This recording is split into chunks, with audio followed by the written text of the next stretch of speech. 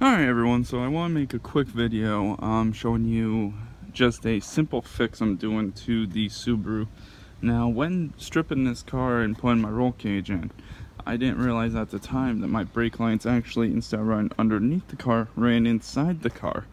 And me yanking around on the lines, which you can see there's a 2-port here. Just my lines were so rotted when I yanked it to move the lines just to weld the cage to the floor, I ended up breaking my brake cable, or my brake lines, my steel brake lines. Snaps them clean with the rubber mount where it goes under the car, because they were just rotted underneath the car. Well, I follow it up and it comes out through the dashboard up here. As you can see, where is it? Right here, these 2 lines in the back, right down there. And they come up to the ABS system up here. Now, what I did is, and this is a simple fix, I am blocking them off with 2 Phillips screws.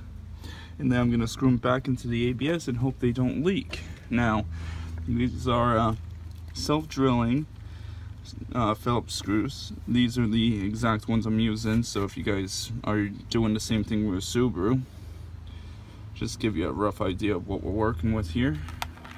But it's just a simple fix, and I'm hoping this may help out another driver along the way, or maybe just help in another car in general. I have done this with Crown Victorias, Toyotas, numerous amounts of Toyotas at that. I've had plenty of cars where this came into effect and has worked. Now, this is the first time doing it directly to the ABS system. Normally I do it to the bleeder screw or to the brake caliper itself, but this is a first for me, so I'm hoping this will help other drivers out as well.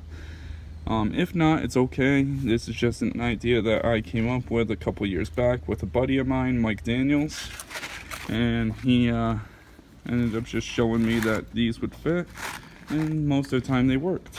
So I thought I'd give a quick update and just let you guys know that this is an option. You do not have to go out and buy, say, a whole new brake caliper, a whole new brake lines, and reflange the lines and just go through all the extra hassle to get your brakes to work again.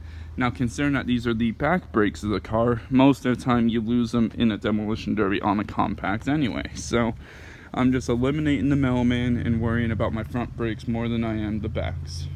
But I hope this tip comes helpful to other drivers, and hope to have more videos out for you soon. Thanks. Bye-bye.